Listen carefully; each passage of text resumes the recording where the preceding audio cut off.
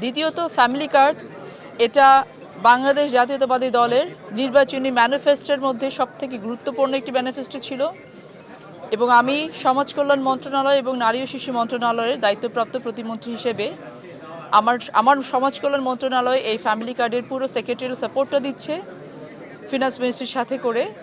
এবং এই প্রজেক্টটা আপনারা জানেন যে ঈদের আগে পাইলট বেসিসে আমরা 14টি ইউনিটে এই প্রজেক্টটা শুরু করছি।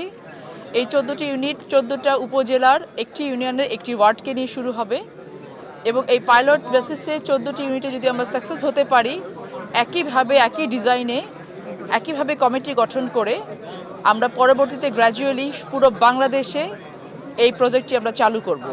আপনারা জানেন যে ফ্যামিলি কার্ড হচ্ছে একটি পরিবারের জন্য, পরিবারকে অর্থনৈতিকভাবে স্বাবলম্বী করার জন্য এবং পরিবারের বয়োজ্যেষ্ঠ নারী যে প্রতিনিধি থাকবেন, নারী বা মা বা বোন, তার নামে ফ্যামিলি কার্ডটি হবে।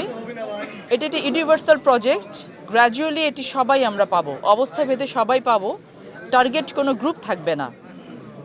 আমরা বিগত সময়গুলোতে দেখেছি যে আমাদের সেফটি নেট যে কার্ডসগুলো আছে, বিধবা ভাতা কার্ড আছে, বয়স্ক ভাতা কার্ড আছে, কৃষি কার্ড, আমাদের গর্ভবতী ভাতা কার্ড আছে, এই সকল কার্ডগুলো ডিস্ট্রিবিউশন লেভেলে গিয়ে অনেক ধরনের কারাপশন হয়েছে। অনেক সময় দেখা গেছে যাদের মাধ্যমে এই কার্ডগুলো ডিস্ট্রিবিউশন হতো তারা অনেক সময় বেনিফিশিয়ারির কাছ থেকে টাকা চাইতো। এই বিষয়গুলো বন্ধ করার জন্য আমরা গ্র্যাজুয়ালি ইন্টিগ্রেটেড সিস্টেমে আগাবো যেন সকল কার্ডগুলোকে নিয়ে একটি কার্ড করা যায়। কিন্তু এই মুহূর্তে যেহেতু ঈদের আগে সময়টা খুবই কম, সেই জন্য আমরা পাইলট বেসিসে কেবলমাত্র ফ্যামিলি কার্ড নিয়ে এগোচ্ছি। বাকি সব কার্ডগুলো অ্যাজ ইট ইজ থাকবে। তবে যাদের নামে ফ্যামিলি কার্ডগুলো দেয়া হবে তাদেরকে অন্যান্য, যদি তারা অন্য কোনো কার্ডের বেনিফিশিয়ারি হয়ে থাকেন, তাদেরকে অপশন দেওয়া হবে যে তারা আগের কার্ডগুলো রাখতে চান নাকি ফ্যামিলি কার্ড রাখতে চান। স্বাভাবিকভাবে যেহেতু ফ্যামিলি কার্ডে যে অ্যামাউন্টটা দেওয়া হবে 2,500 টাকা, এটা অন্যান্য কার্ডগুলো থেকে অনেক বেশি এবং একজন বেনিফিশিয়ারি ওটাই নিতে চাইবেন।